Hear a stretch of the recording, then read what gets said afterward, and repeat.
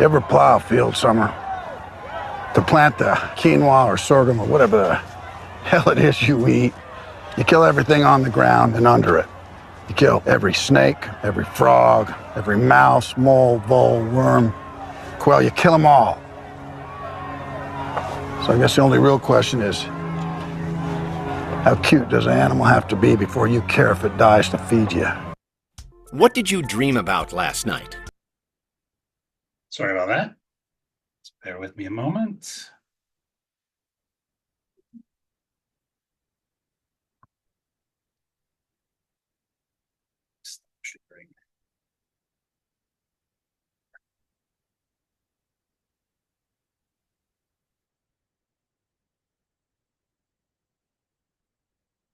Hello, sorry about that. I completely forgot I was having trouble navigating there at the end. Sorry about that. That's all right. So, yes, hello. Yes, Namo Amida Putsu, my friend. Namo Amida Putsu. Namandabu. Namanda. Namanda. Very good to see you again. Likewise. You know what's funny? I've actually had this exact same debate within my family because we have a God, family connections are far too complex to explain, and so I won't, and I try not to talk about my personal life too much. Yeah, but exactly. Yeah. But it's basically one family member who's like a Tibetan Buddhist, but isn't a vegetarian, and makes this argument, and other family members who aren't Buddhists but are vegetarians and take issue with it. And I mean, the rejoinder to that is like, there's the concept of, I think we actually said that already in the previous thing, but I'll just repeat it for the sake of completeness. Intentionality matters. Karma isn't just action; it's volitional action. Now, you still don't want the various things to get killed when you plow a field. And those, like, and again, what you've, I think, very aptly pointed out in previous episodes, that's kind of part of the inherent unsatisfactoriness of it's part of dukkha. But that's not really an argument for doing more of it with intentionality. Agreed. Right? Yeah. So agreed. So yeah. And I wanted to make a point, so please do interrupt me, because I've forgotten where I was going to go with that. But yeah, just jumping off on that's what I wanted to say about that. Well, I think this came up a few times that we didn't, we in one way or another in our previous discussion, is that justification. I'm especially not, and I know you're not, raising the kind of these other unideal, unsatisfactoriness issues about samsara as any kind of justification of eating animal flesh. I'm not raising it as I'm just raising it more as as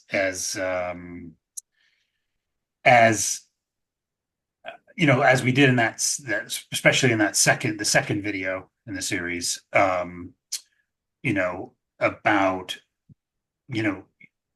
all of the things that we should be looking at, except besides just what goes into our mouth.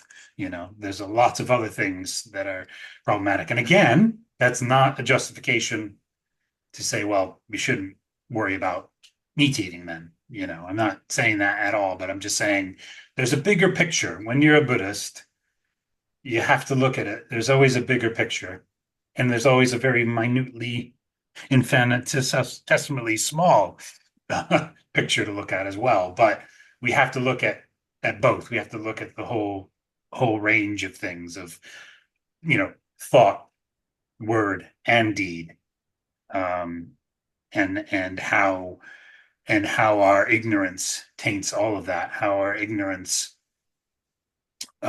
poisons all of that, and how all those things are poisoned. All of our thoughts, words, and deeds as Bombu, as ordinary worldlings, are poisoned to begin with. Again, not as a justification at all, but just as a context. We have to always, and we live in Mappo, and during the most unideal time period of our kalpa, and so it's but more as context, not as justifications, not as rationalizations at all. That's what I'm trying to say, and I'm obviously wanting to continue discussing this because I have questions, and I haven't. There's still part of me that's like, the flexitarian, mostitarian, being a mostly vegetarian is still within me isn't enough. There's something in there that's saying, no matter what you have to do in your life, and no matter what lengths you have to go to still maintain your health, still address the health concerns that are very legitimate and very could potentially be very serious, aren't at the moment, but could be potentially serious in my own life. Have to weigh that, this part of me that still says, well, okay, that's the case, then find a way to do it that it won't, whatever that is. And then it becomes, well, how practical is that?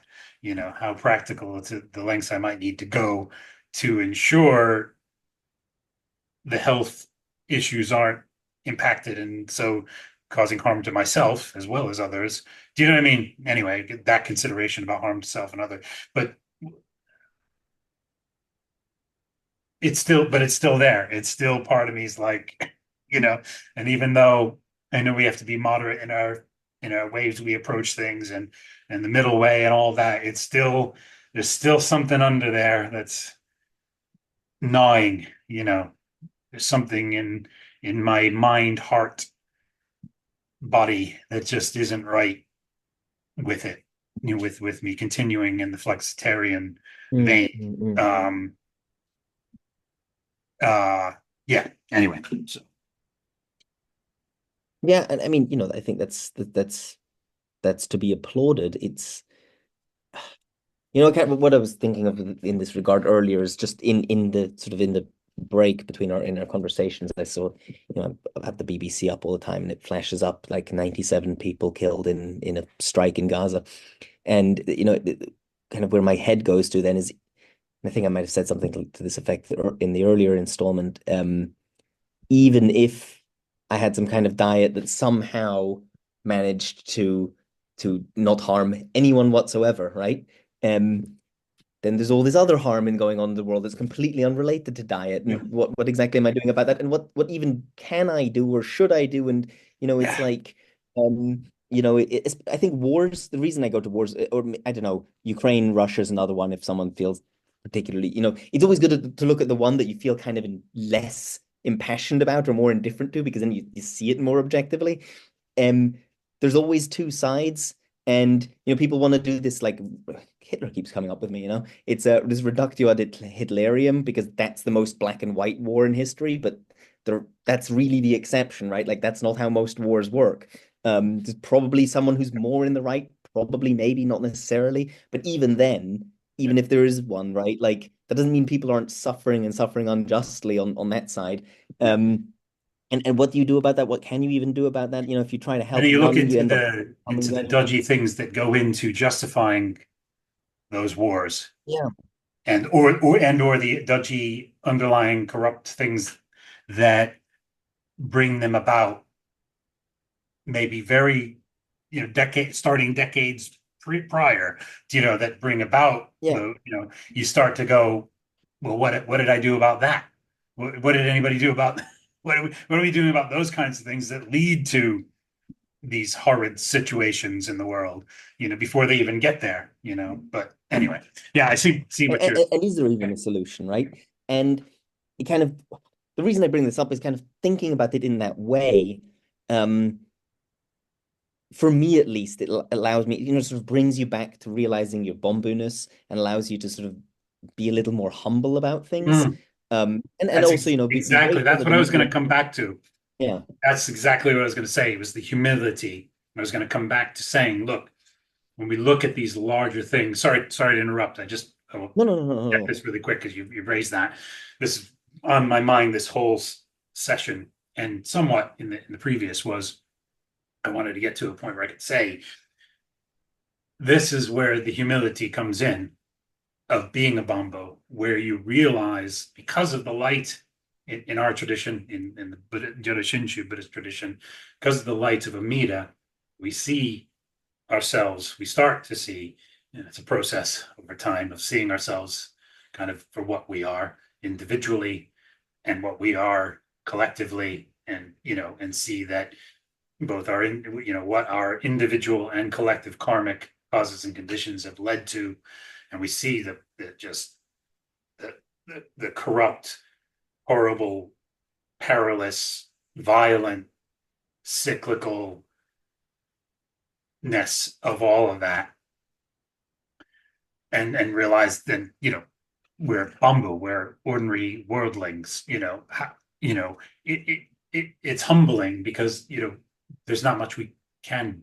There's not a whole lot that we can do about that bigger, the bigger picture until we're Buddhists.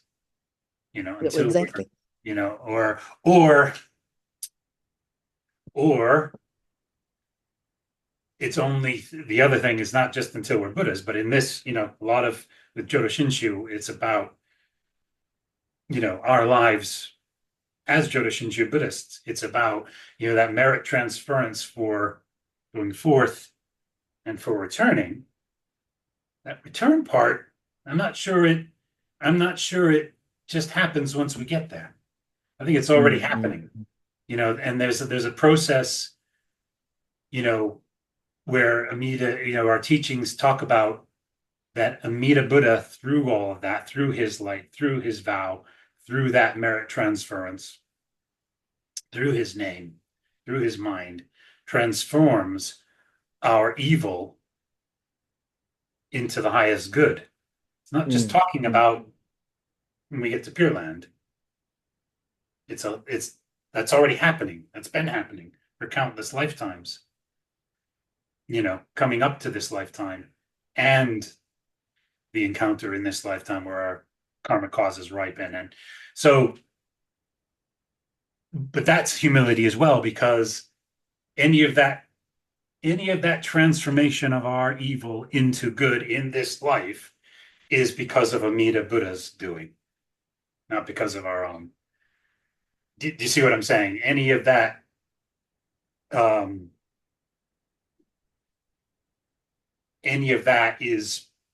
is Amida's inconceivable, indescribable, immeasurable working, not our own. So that's again where that humility comes in.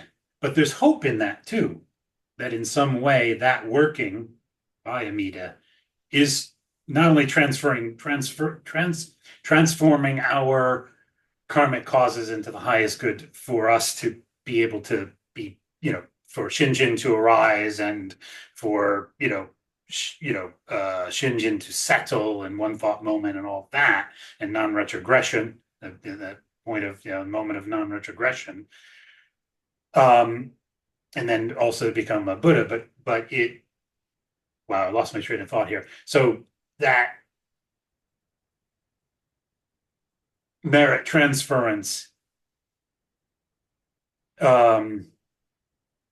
is now. It's happening now. That merit, that transformation is happening now, both in my life, but also, this is what I was trying to say. It's not only just for my life, but it's for the lives of others that Amida is doing that through transforming my own,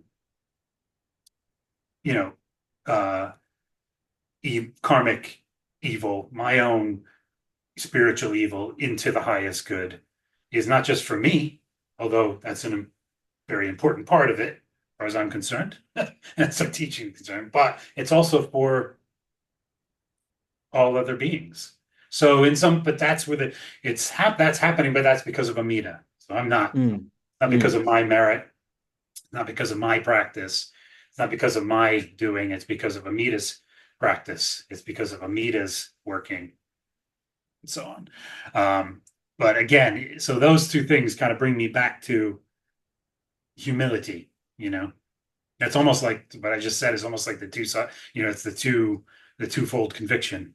there actually in a fairly long-winded way. I just said the twofold conviction, which is very humbling, because you just realize there's very minimal that I can do, but in that minimum, what am I doing? I still need to, however minuscule, however minimal, and I don't mean this in terms of self-power. Let me be very clear. I'm not talking about self-power to bring me toward enlightenment. I'm talking about self-effort. I'm talking about,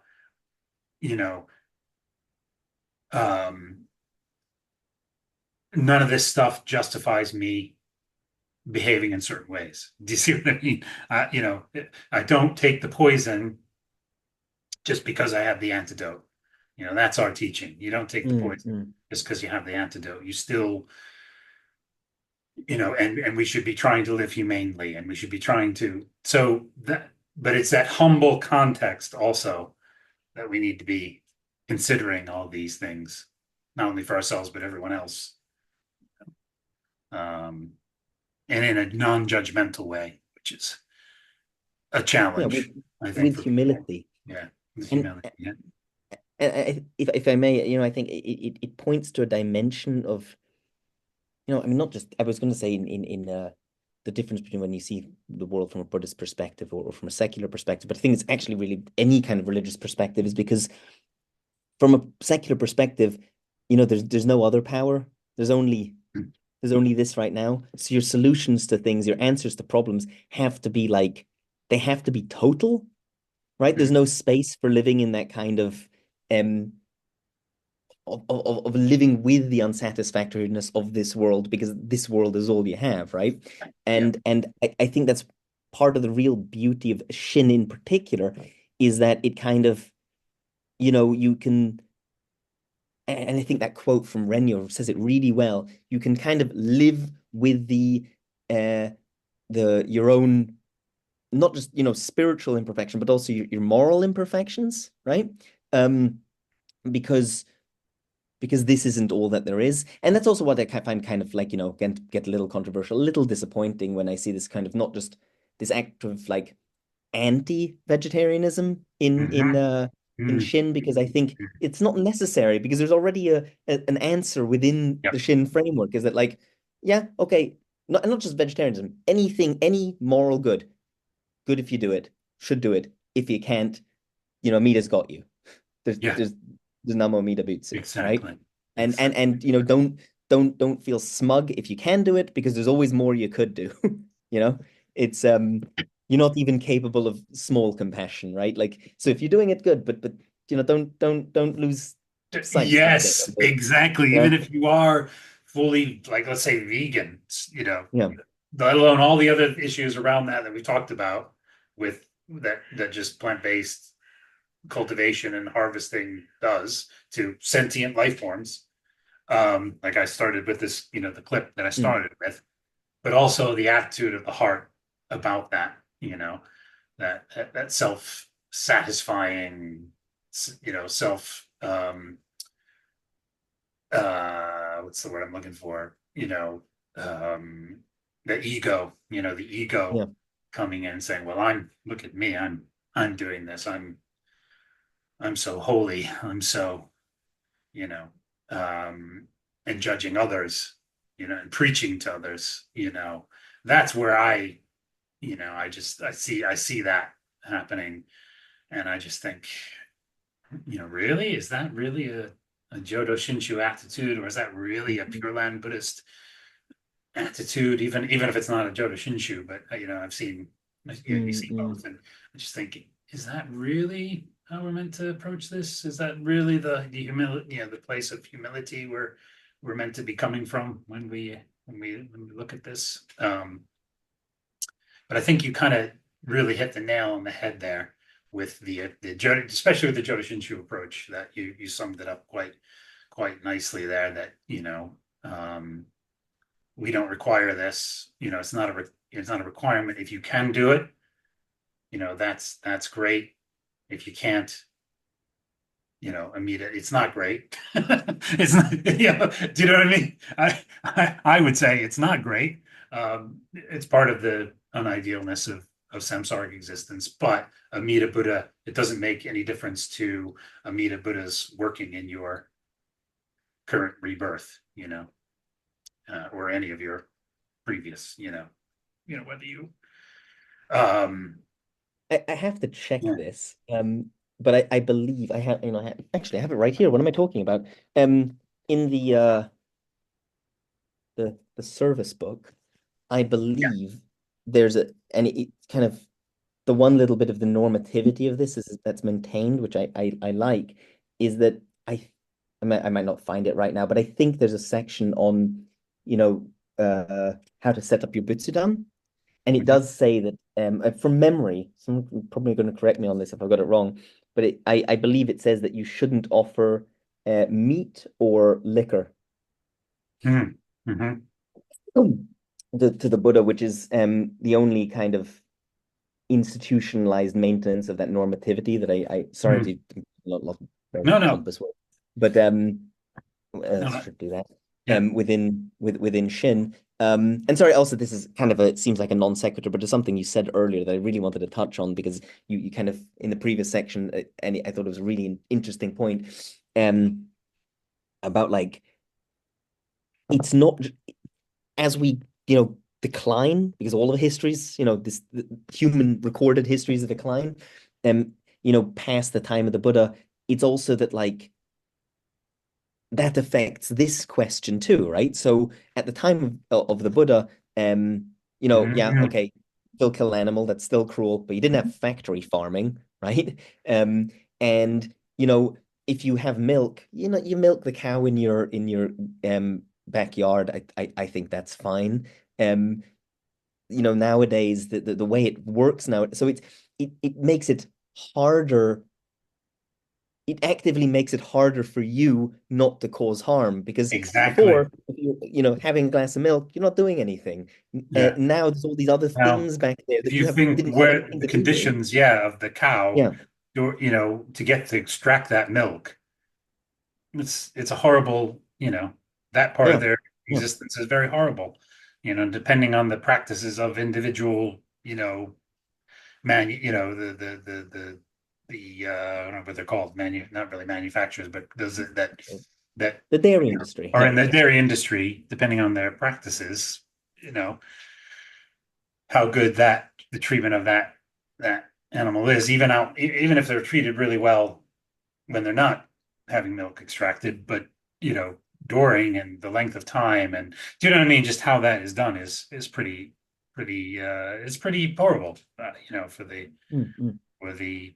the animal. So yeah, that's a very good point. Is the again coming back to the unidealness, the unsatisfactoriness of not only samsara, but the period we live in samsara is, yeah, in earlier days there'd be much less harm in in consuming milk, gathering eggs, um, or even eating, even hunting, you know, practices, and whereas now in mass production of all this, that's horrible things that go on, just horrible. Even if it's approved, and even if they're doing things the way that it, should be done, and it's horrid, it's horrible. Um, so it's just worse. Like you said, it's just the longer in samsara that the further down the declining kalpa you go, the worse all of that becomes, especially the cycle we're in of Mappo, I would say, with all of these, with technology. I think in the future, this is where there's the cycles within the cycles of the kalpa. Mm, mm, mm. Even within Mappo, in the next 9,000 years, say, there will come a point where we don't have all this technology, and food will be, again, gathered in more primitive ways, Mm, mm, mm. but there'll be much more horrible ways and things being used as food at those times. So it's still relative, isn't it? But um, anyway, yeah, that's another aspect of this. So yeah, can we kind of bring it to? I don't actually know how long we've been. About 20 minutes, would you guess, at this Yeah, point? yeah, we can. Can't, We can wind it up. no, I don't want to wind it up. I want to bring it Oh, back to, oh, right. Sorry. let's focus because of this, the the humility approach. I mean, obviously, if you wear the humility button, you lose it. Okay. Keeping all that in mind. But if we're gonna try to be just bring it down to ordinary worldlings who are relying on Amida in the Jodo Shinshu Buddhist path, then let's talk about how, again, Jodo Shinshu specifically approaches this. In future episodes, I'd like to go into the broader Big Tent Buddhist approach because there's a lot of very strong things, I think, that support being vegetarian in that. But for now, I think since we're on this top, the way these two, this previous episode and this one has gone, it's toward that Jodo Shinshu Buddhist perspective of the Bombu's, state and humble, state of affairs. So I'd like to, yeah, if we can bring it back to that a bit, how Jodo Shinshu approaches this. So things you mentioned from the service. Okay, sure. Manual, we don't, so at least for the service, there's no alcohol or meat offered to the Buddha. The general overall statement is of Jodo Shinshu is basically, but vegetarianism is not required, but it's not opposed either. It's and it's like you say, it's almost like if you do that, we're supportive of that. That's great if you can do that. Watch your attitude about doing that, and if you can't do that, again, watch your attitude about that. Let's not enjoy the poison. Let's not go around pridefully about that. If you can't, you see what I mean? Let's not look down on others who can, because of their karmic causes and conditions, eat a vegetarian. Do you see what I mean? It's a similar thing. Watch your attitude about how you're doing that. If you can't, you should be saying, like Renyu said, this does not justify us. Our way of life as Jodo Shinshu does not justify us. You're still eating animal flesh. You're still part of the harm. And I think both sides, whether you're abstaining or not, you're still on that. You're still committing harm just by virtue of being a Bombu. So anyway, sorry. Is that you think that kind of sums up the Jodo Shinshu approach in a way? I think that formula that you articulate there, not only does that, I don't have a single issue with one word of that. I think that not only perfectly sums up the Jodo Shinshu approach to meat eating, but I think that actually sums up the approach to any ethical issue. Yes. Right? Like anything. I was alluding to that when I said about anything, yeah. anyway, that you could be doing harm, Yeah. I think when it comes to the issue, that's the formula for ethics, and in Jodo Shinshu. Part of that. Yeah, exactly. Yeah, in Jodo definitely, Shinshu. Definitely. Yeah. So we'll certainly bring that again into our other discussions that we've taken a break from, when it comes to Buddhist ethics and civics, as I call them, as I've coined. I don't know if I've coined that phrase, but that's how I refer to Buddhist ethics and civics. But anyway, so yeah. And are there any other specific things you can point to in the service, manual, in the liturgy, in the Seitan, the Buddhist, the Jodo Shinshu Seitan that refer to this? I mean, implicitly, because you have this at the the end of the merit dedication. I don't know if that's being blurred out. Is it? Yeah, it's good there. Yeah, it's okay. Yeah.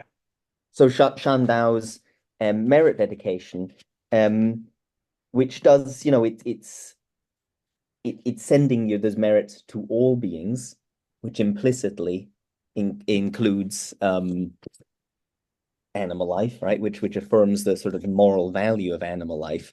We shouldn't be killing and eating people. So, that's sort of that's implicit in there. And also the fact that the Mida says all beings. He doesn't say all humans. right? The vow is Yes. there for Yeah. being, right? Exactly. Yeah. So that impacts the whole tenor of the whole thing. Um, there are two things actually, two things which came to me when I was listening to your earlier conversations that I thought just I'm not sure if they perfectly fit in what you're asking for, but I think they should be said. One is that like, and I think this is really interesting when it comes to Shinran Shonen and his own meat eating. And I've never heard anyone say what I'm going to say, but this is kind of how I see it.